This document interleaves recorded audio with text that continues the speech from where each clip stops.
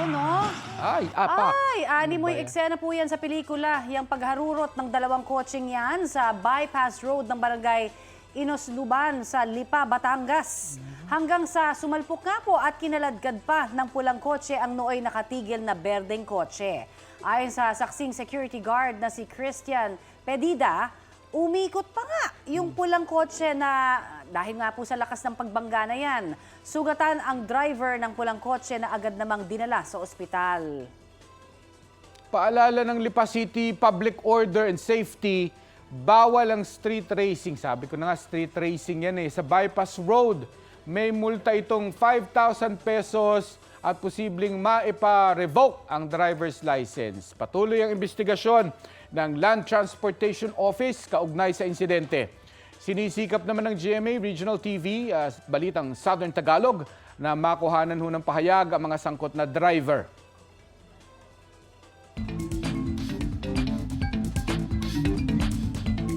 Eto naman, mga kabalita, Mark, tutol si National Economic and Development Authority Secretary Arsenio Balisacan sa mungkahing alisin nga yung tax sa langis. Delikado raw kasi iyan sa ekonomiya ng bansa. Sabi nga Sang-ayon daw si Balisacan sa sinabi ni Finance Secretary Benjamin Diokno na malaki ang nawawala o mawawala sa kita ng gobyerno.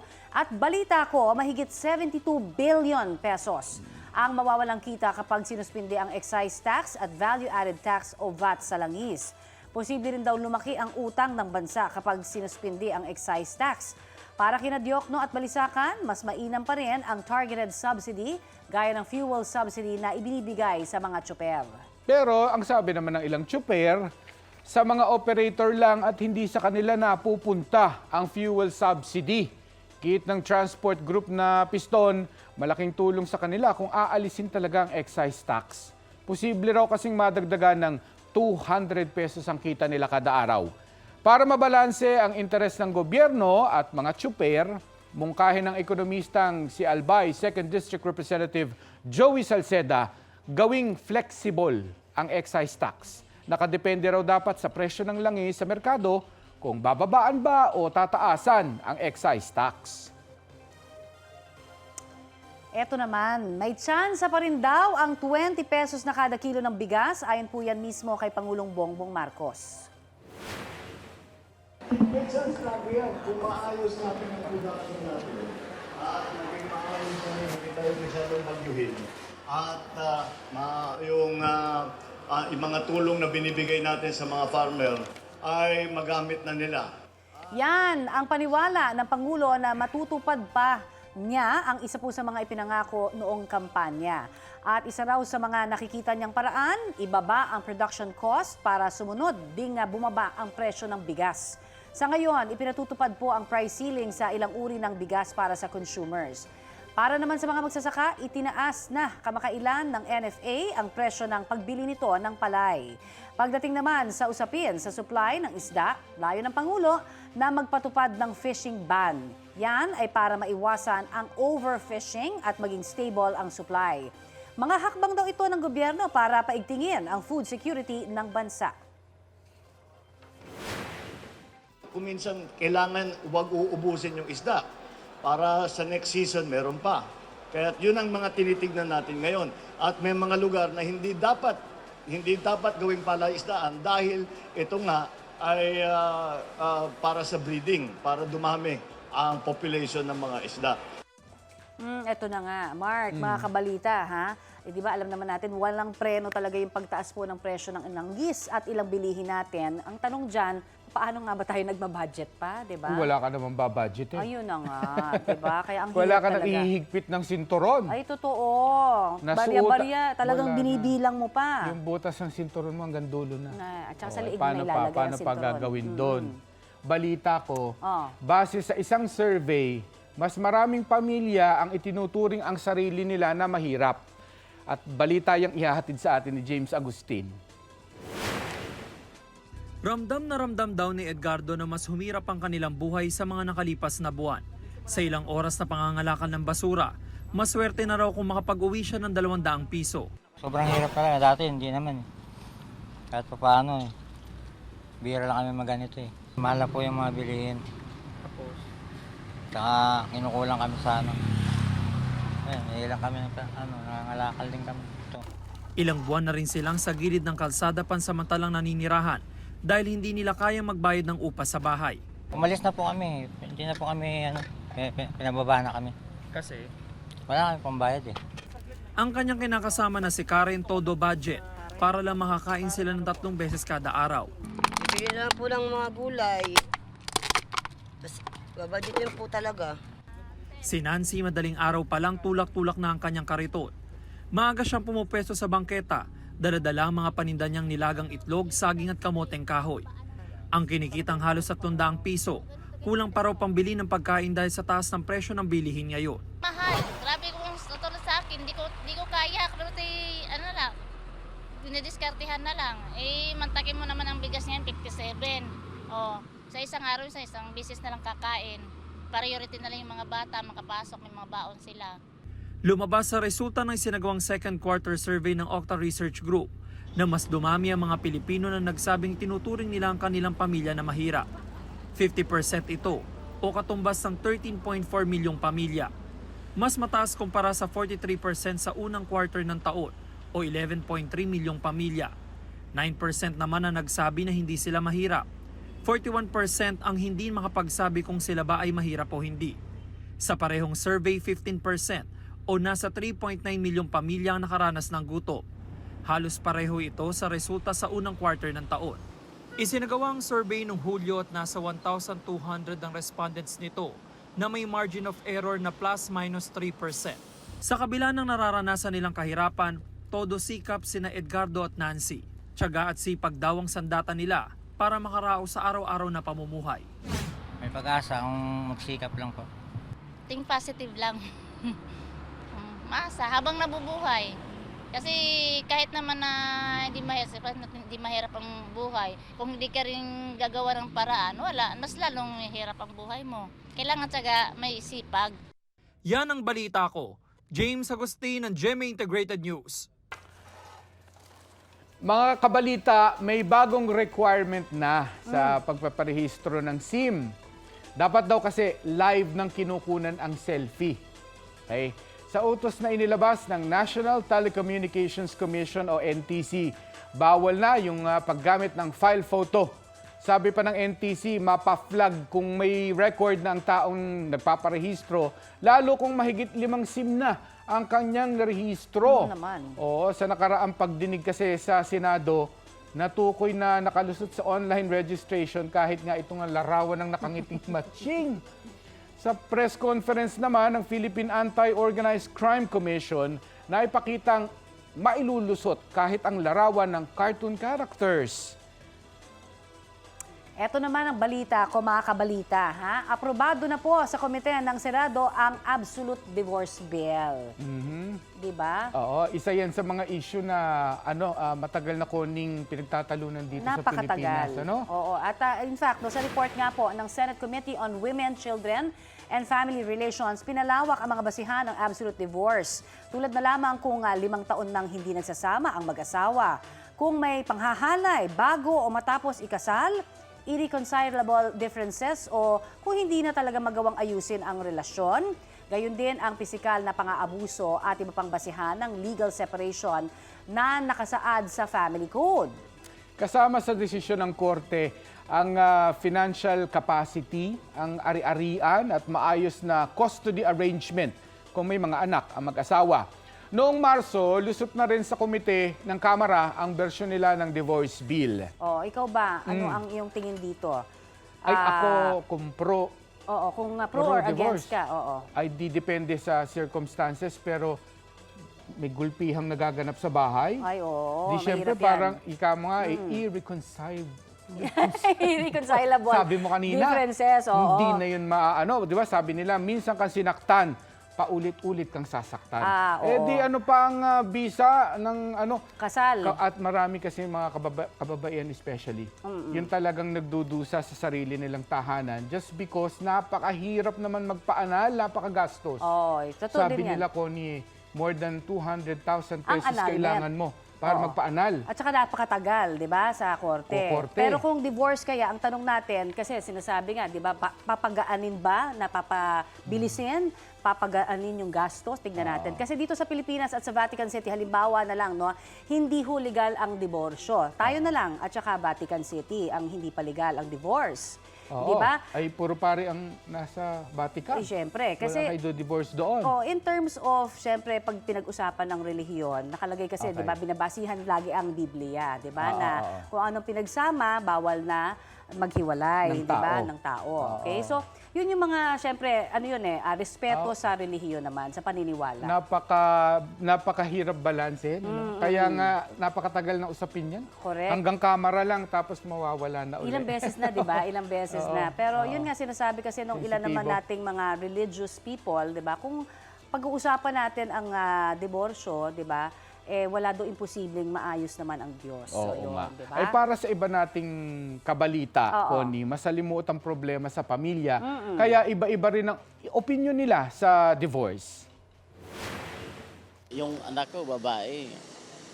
Kung ganun man lang sa payatin niya na magkasakitan na, divorce na lang kaysa naman ko. Pero yung sa akin naman na bilang isang ama talaga na may mga anak ngayon, ilalaban ko yan. Bakit naman maghihiwalay? Sige, kung kaya pa. Mahirap talaga ang divorce dito kaya marami nag-ibang bansa. Mas gusto nila na doon magpa-divorce kasi mas mabilis. Pag dito po sa atin, mabagal yung process tas maraming gastusin. Hindi po ako agree dyan, sir. Kasi katulad po niya, may pamilya ka, tapos magdi-divorce kayo, di kawawa naman po yung pamilya niyo. Pag-usapan na lang po ng maayos para walang mangyaring ganong divorce. Kasi sa mga artista lang naman po nangyayari yung mga ganyang divorce na yan eh. Wow.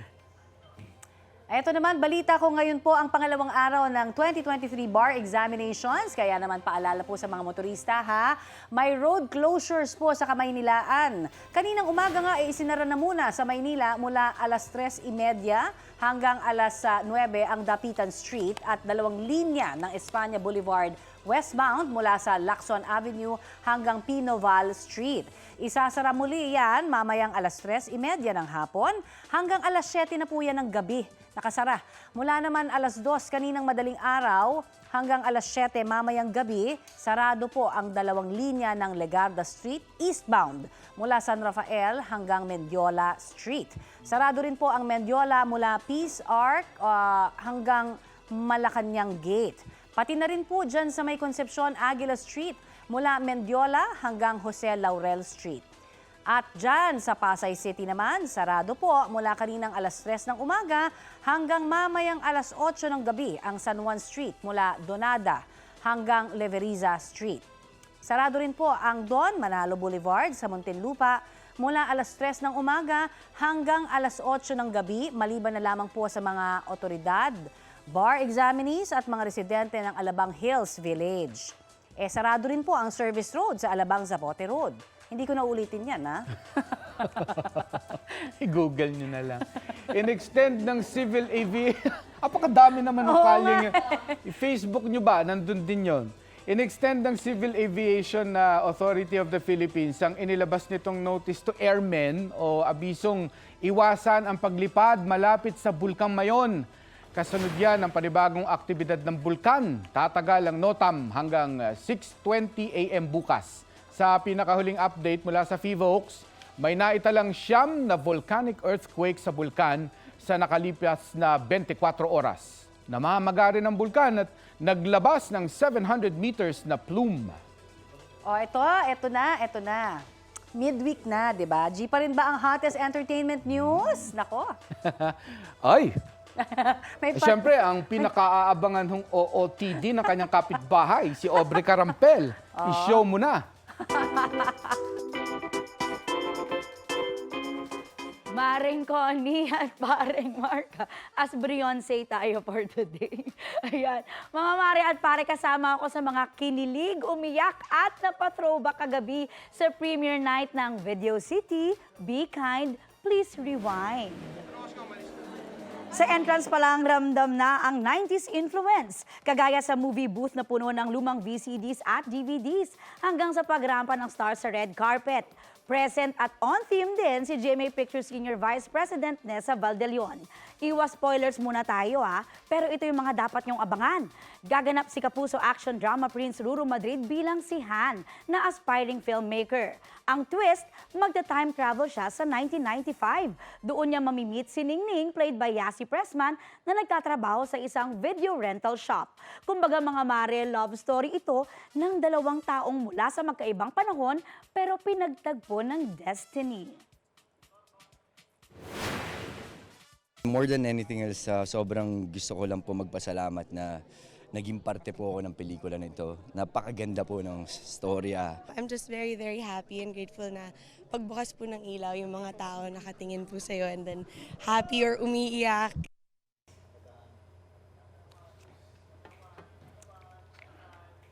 Ayan, ito naman, Mark.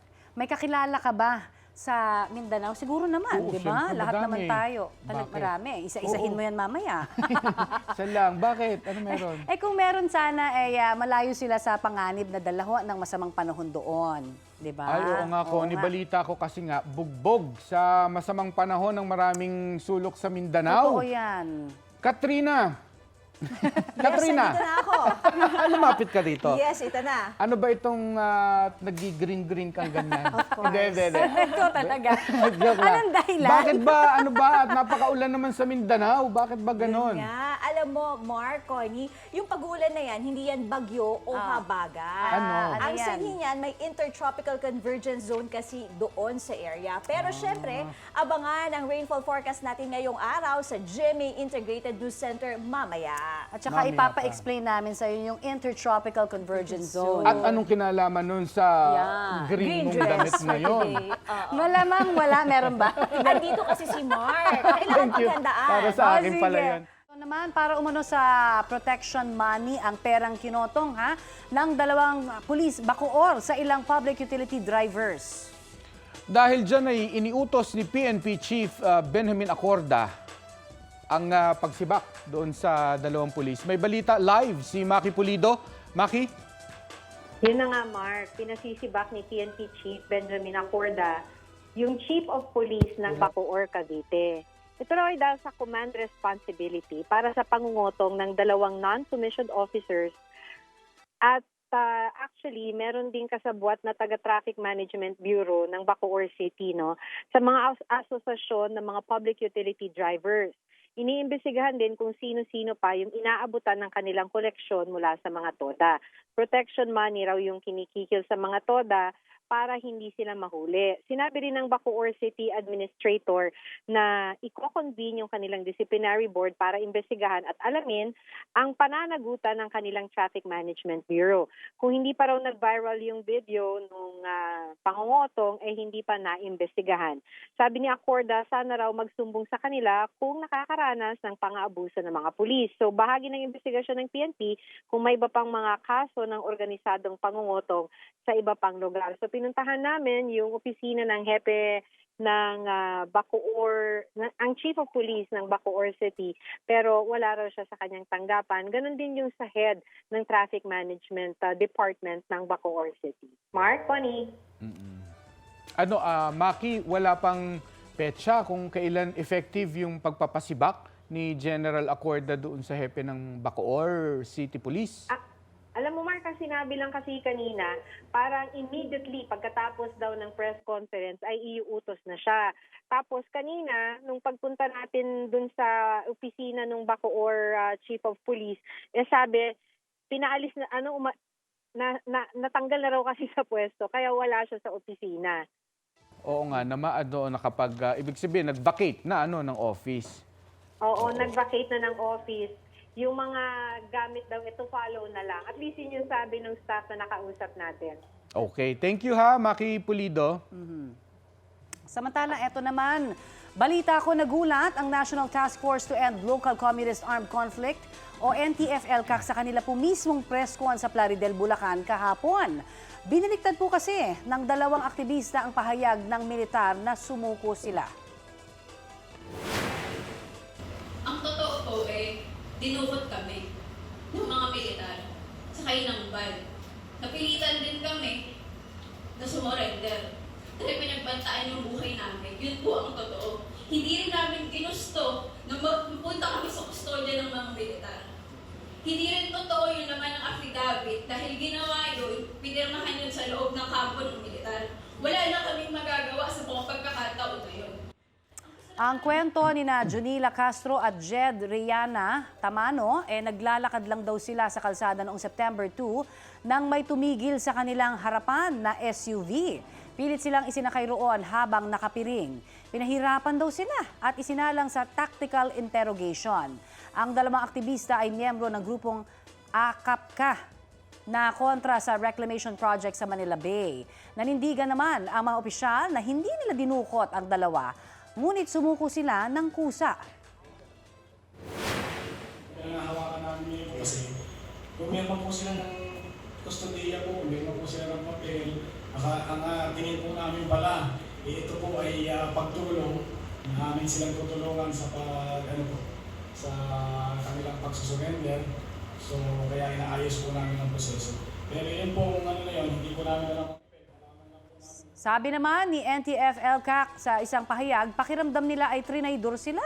Tiwala raw sila sa impormasyong sumuko ang dalawang aktivista batay sa report ng militar at ng PNP sa Bataan kung saan unang napaulat na nawawala ang dalawa.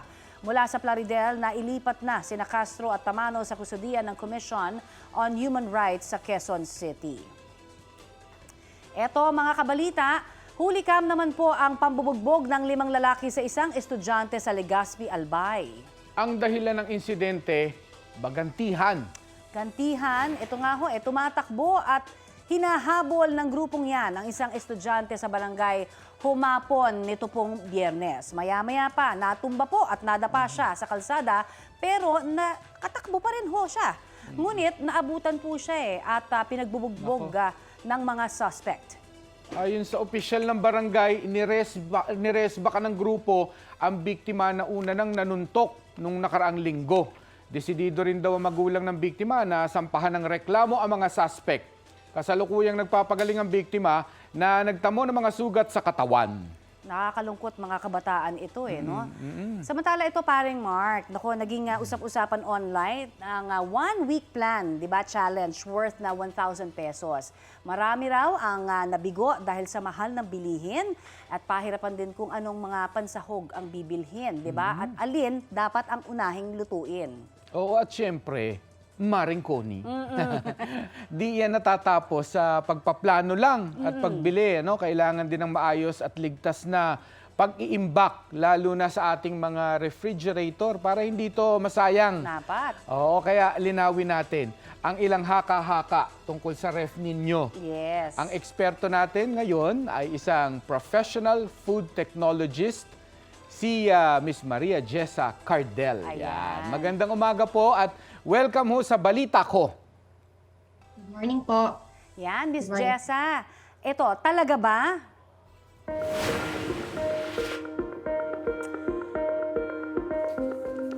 Ito, nakikita ko na una sa ating listahan. Dami ha. Ligtas hubang kainin yung ulam na isang linggo nang nasa ref? Talaga ba? Bakit hindi? Actually po, hindi po siya totally ligtas. So if ever man po hindi po natin kakainin agad yung mga pagkain, better po na i-freeze po natin siya instead po sa chiller. Ayan. So yung purpose po kasi ng refrigeration natin is para po ma-slow down po yung growth ng microorganisms sa pagkain. So depende po sa kung ano po yung type ng food na meron po tayo. Like pag prito po, mas matagal po yung buhay niya compared po dun sa may sarsa at gata. So another tip lang din po, if ever man po iinitin natin yung pagkain na galing po sa refrigerator, better po na ubusin po natin siya at wag ulit ibalik sa ref. Para po mas maiwasan din yung At least nalinaw yun, Mark, para sa'yo, ha? Ako, tumanim sa akin, basta may sarsang may gata o kaya kamatis. Ayan. Panisin yan. Yes, pang-freezer yan, huwag ref lang. Oo. Tsaka kung hindi mo po naman kaagad kakainin, di ba? Sa freezer dapat. Tapos daw, ma'am, hindi rin lahat ng prutas at gulay kailangan mong i-ref. Ano lang ba ang mga dapat nire-ref at pwedeng hindi na? Okay, so actually po, hindi po lahat ng prutas at gulay ay better po na nasa fridge. So ang iba pong prutas at gulay is okay po siyang nasa labas lang po ng ref po natin para po din ma-preserve po niya yung organoleptic properties. Ibig sabihin po na mas ma-preserve niya po yung texture, yung smell, or yung color po ng mga prutas at gulay. So pag halimbawa po kasi yung kamatis or sibuyas, nagiging soft po kasi siya or soggy pag nilagay po natin siya sa ref. So better po siyang nasa labas. Para naman po dun sa mga prutas, mas okay din po siyang nasa labas if ever po gusto niya po siyang pahinugin agad. So nag-slow down din po kasi yung pagkahinog niya pag nasa ref po yung prutas. Dahil may moisture, di ba? Parang gano'n. Yes. Parang May alam kasi ako, pati sibuyas, nire-ref Nilalagay. pa. Hindi naman na yun no? Sibuyas. Hindi na. Mas better sa labas para Oo. nakakahinga. Oo. Pati itlog daw, pwedeng hindi na rin nire-ref eh. Ay. Tama ba, ma'am? Parang itlog ata dapat nasa ref. Pwede din pong i-ref po natin yung itlog. So, pwede din pong sa labas, especially po if ko-consume na din po natin siya. Eh talaga ba, Mark? Meron ka pang gustong linawin? Talaga rin bang hindi daw gaanong lumalamig yung mga pagkaing nasa pinto lang ng ref, ay yung nasa likod ng pinto ng ref? Oo. Actually po, yung mga refrigerator po natin ngayon, especially po yung mga smart refrigerator, meron po silang self-adjusting. Parang nababalance po nila yung temperature po sa loob ng ating refrigerator para po mas yung circulation po ng lamig is okay. So siguro po yung meat po na ito is because lagi po natin binubuksan ng ating mga fridge. So kaya po mas hindi, nag-expose po siya sa outside temperature po ng mga refrigerator. That's why po, siguro yun po yung reason kung bakit hindi siya, or hindi naman po talaga totally hindi lumalamig, but na-expose po siya sa outside temperature po. Pati nga mga gamot nire-ref daw nung iba, di ba? Pwede ba yon kung gamot? Depende po kasi sa storage temperature nung required ng mga nung mga manufacturer ng gamot po. Ay, Oo tama. nga. Ito pa. Ito, si Maring Kani. Yes, At ano yun? maraming iba pa natin mga kabalita. Relate dito, naglalagay rin ba kayo ng uling Ay, patingin sa nga. inyong Aba, ref? may prepared ka talaga. May pauling ka talaga eh. Pwede namang wala ang uling. Pero nilalagay nyo ba itong uling sa ref? At ito ba, ma'am, ay totoong maganda sa ref, nakakatanggal ng mga masasangsang na amoy? Actually po, yung uling po natin or charcoal are natural deodorizer po. So Ayan. ibig sabihin po is natatanggal po talaga nila yung amoy sa ref po natin kasi made of entirely carbon po sila, which is a substance po na ideal po para matanggal yung mga unpleasant na amoy at toxins po. That's why nilalagay din po siya sa mga water filter if mapapansin po ninyo. So ang ano na lang po is i-replace po natin siya if ever man po mga amoy na ulit. And aside from that, we need to make sure na malinis po talaga yung ref natin. Tanggalin po natin yung mga sarang pagkain para maiwasan po yung. So, totoo pala na nakakatanggal ng amoy. Yes. Kahit nga sa pintura, di ba? Kasi carbon. Oo nga. Na tatanggal na yung mga bagong pintura na amoy. Ayan. Thank sa you. sapatos, ganun, pwede kaya? Tanong mo, baka pwede mo Ma'am, gamitin. sa sapatos kaya, yung carbon nito, pwede? Ano lang po, depende. Yung medyas niyo po pa, kaputi. Madali. Magugas ka na lang ng paa bago Alam ang mo, Mark, sapatos. ginugulat mo yung ating mga guests. Oo Okay? nga. Salamat, Ma'am Maria Jessa Thank Cardel. you. At napakarami Thank you so much naming Natutunan. practical tips na Yes. natutunan kay Madam. Thank you, ha. Thank you so much po. Thank you po. Thank you. Balita ko, dinaluhan ng ilang leader at personalidad mula sa iba't ibang industriya ang pagbubukas ng Philippine Blockchain Week sa Pasay. Tampok sa event ang blockchain technology because they believe na relevant ito sa dami ng online scam sa bansa. Nakiisa riyan si GMA Network Senior Vice President Annette Gozon Valdez. Present din sa event si Miss Universe Philippines 2023 Michelle D. Beauty with a purpose talaga si Michelle, ha? Isinulong niya kasi roon ang kanyang NGO na Autism with Global Spectrum Initiative. Isa sa mga project nito ang pag-launch ng NFTs o non-fungible tokens na mangangalap ng pondo para sa isang sanctuary para sa mga may autism. Pag-amin ng Sparkle Star, malapit daw talaga sa puso niya ang advocacy na ito. It's a lifelong mission of mine. I have 2 autistic siblings, like I mentioned earlier. So it's really just helping when I can, making sure that I open up opportunities for them. O heads up naman sa mga kariles dyan. Para sa mga paalis pa lang ng kanilang mga bahay, madadagdagan ang waiting time ninyo sa pagdating ng mga tren sa istasyon o yung tinatawag nating headway. May isasara kasing bahagi sa may Baclaran Station para palitan ng mga riles bilang bahagi raw ng improvement sa linya. Kaya, apektado ang usad ng mga tren. Simula ngayong araw hanggang September 24 yan. Yes, sabi po ng LRMC, mula sa dating 4 minutes, posible maging 5 minutes ang hintayan. Pinapayuhan ho ang mga pasahero na planuhin ng mas maaga ang kanilang mga lakad. At naway yung 1 minute na yan ay huwag na nating ikainit pa ng ulo. At naway totoo nga na 5 minutes ang waiting time. Yun lang, 1 minute lang naman ang aantayin.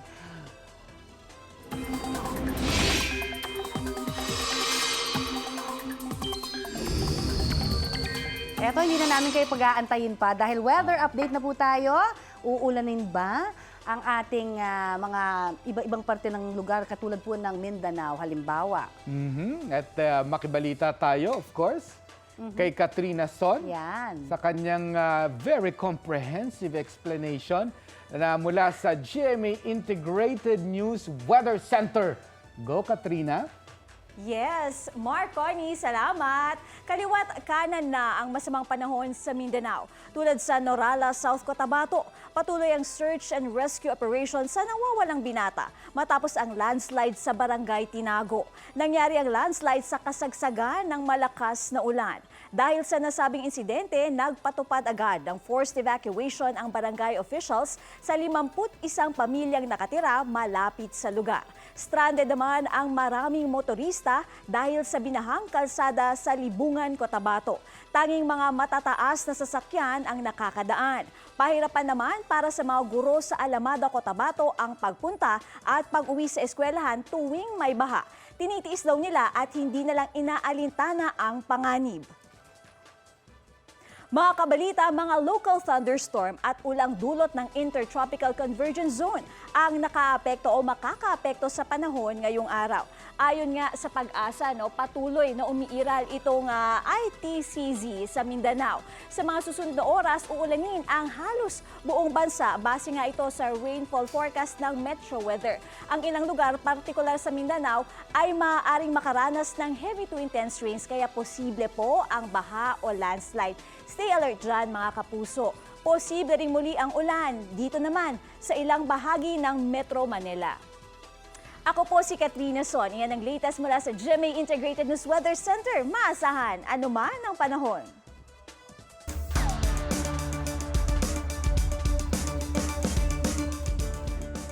Balita abroad naman tayo.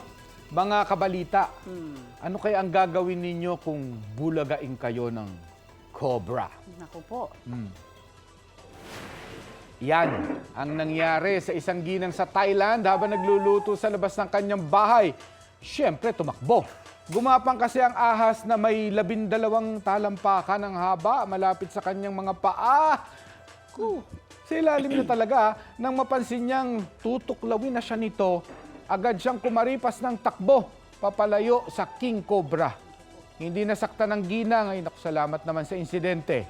Napaka-bless niya, no? Grabe, no? Nakakatakot talaga at nakakamatay ang kamandag Of ng course. king cobra, ha? Oo. Mabilis yan. Eto na mga kabalita, doble ingat po sa niluluto na inihahain nating pagkain. Siguraduhin pong laging malinis at maayos ang pagkakaluto bago ihain at syempre bago kainin. Nabalitaan ko sa California, ito sa Amerika, Connie, na impeksyon ang isang ginang matapos kumain ng niluto niyang tilapia. Sa website po ng GoFundMe, ikwinento ng kaibigan ng biktima ang nangyari kay Laura Barajas. Niluto at kinain raw ni Laura ang biniling tilapia sa isang local fish market. Kinabukasan na-diagnose na mayroon siyang Vibrio vulnificus na isang uri po ng bacterial infection. Nako, ang Vibrio vulnificus ay nakukuha sa mga undercooked daw na seafood, gaya ng tilapia at oyster. Kadalasan ng mga tinatamaan ng impeksyon ay dumaraan sa amputation para maiwasan ang pagkalat ng impeksyon. Nitong September 13, pinutol ang mga braso at binti ni Laura para hindi kumalat pa ang impeksyon na nawagan ng tulong ang kanyang pamilya. Ito naman ang payo po ng Department of Health para mapanatiling ligtas ang ating kinakain. Una, kailangan po ay maghugas ng kamay at panatilihing malinis ang mga gagamitin at yung lugar na paglulutuan. Siguraduhin din na naluto ang mga pagkain, lalo na yung mga karne, itlog at seafood. Siyempre dapat malinis din ang tubig at pati na ang mga sangkap sa pagluluto. Ihiwalay rin ang mga hilaw at luto ng pagkain. Ilagay din ang pagkain sa ref para hindi agad masira o mapanis dahil sa panahon.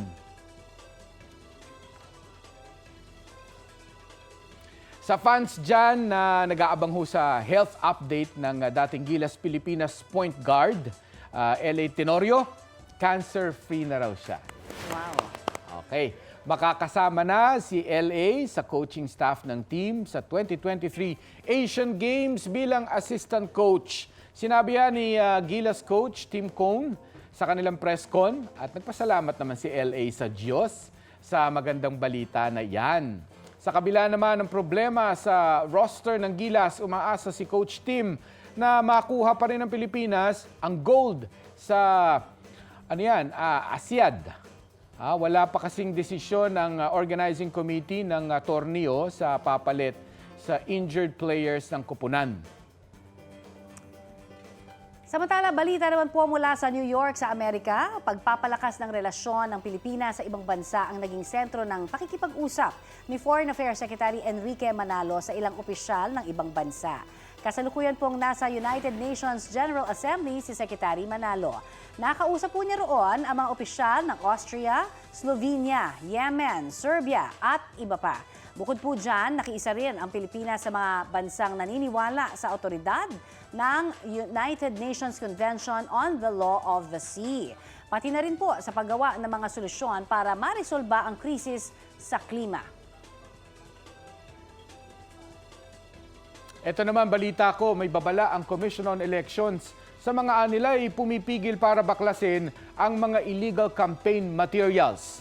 Sabi ni COMELEC Chairman George Garcia, pinipigilan ng ilang LGU officials na ipatupad ang kanilang utos. Marami-rami raw ang sumbong na natatanggap ng COMELEC tungkol dyan. Walang binabanggit na pangalan si Garcia pero babala niya, pwede silang ireklamo ng paglabag sa election law.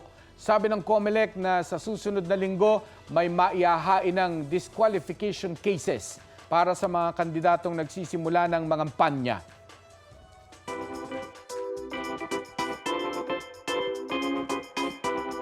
Mga mare, usap-usapan ngayon ang interaction ng ilang kapuso at kapamilya stars. Fangirl mode si abot kamay na pangarap star Jillian Ward nang makita si It's Showtime host Vice Ganda. All smiles din ang star of the new gen nang makapagpa-picture at mayakap niya ang unkabuggable star. Another dream come true naman para sa It's Showtime child star na si Argus na ma-meet si pambansang Ginoo David Licauco ng Maria Clara at Ibarra. Napa-TikTok dance pa sila o pag-amin ni David, talo daw siya kay Argus. Alam mo David, agree ako. Siyempre maraming netizens ang nag-heart-heart dyan. GMA Integrated News, meron kaming mas malawak na misyong gagampanan. Kaya mo bang sabayan ang #Balita Ko Challenge? Mas malaking misyon, mas malawak na paglilingkod sa bayan. Mula rito sa GMA Integrated News, ako si Rafi Tima. Ito ang Balita Ko. Ikaw naman. Mas malaking misyon. Mas malawak na paglilingkod sa bayan. Mula dito sa Imus, Cavite, ako si Romel Alano. Mula rito sa Iloilo City, ako si Angelique Torres. Mula rito sa Legazpi City, Albay, ako si Gary Carl Carillo at ito ang Balita Ko. Naks, ang galing ha? Magpapahuli ka ba? Sabayan na ang #Balita Ko Challenge.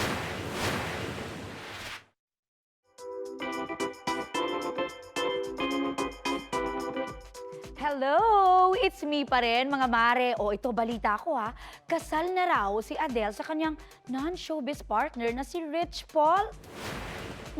Usap-usapan kasi ang isang fan video na nakunan sa concert ng British singer-songwriter.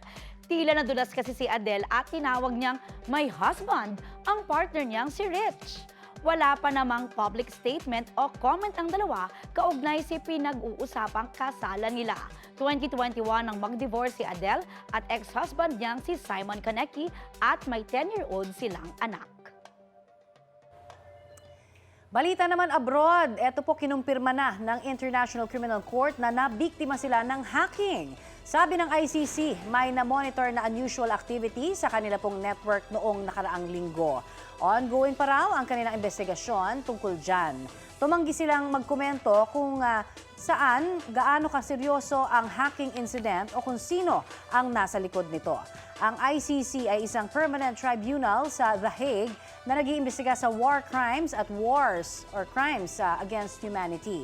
Nasa 17 bansa ang iniimbestigahan nila, kabilang ang Pilipinas kaugnay sa umano'y extrajudicial killings noong Duterte administration.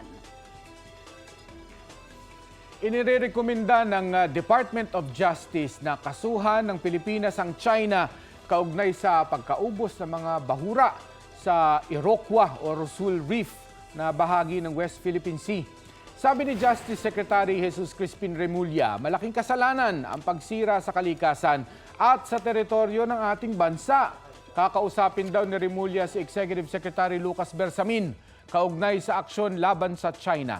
Una nang sinabi ng Department of National Defense na lumabag sa international treaty. Ang paglabag ho yan sa international treaty, yung pagsira ng bahura sa Rosul Reef. Nakikipag-ugnayan sila sa iba't ibang ahensya para imbestigahan ang nangyari sa mga bahura.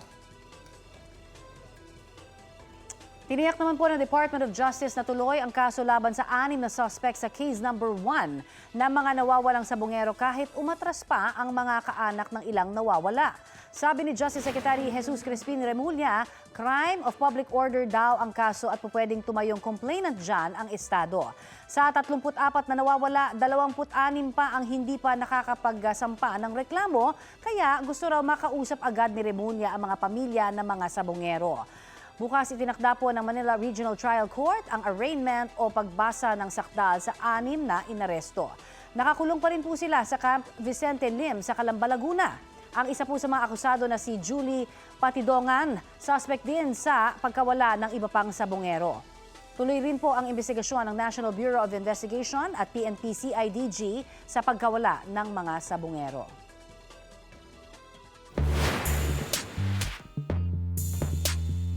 Eto naman, Mark, for sure, naku, mahilig ka rin bumili sa mga street vendor. Like halimbawa, yung taho sa umaga, fishball sa merienda at gulay, at kaya isda sa kalsada, di ba? Oo, syempre. Eto kasi, isang street vendor na taga Bukawi, Bulacan ito, ang nag-share sa atin ng kanyang obra. Tampok ang mga kapwa niya street vendor. Eto nga, mayroon daw sorbeterong nagtitinda ng cotton candy, goldfish, lobo, at pati naglalako ng mga gulay at isda.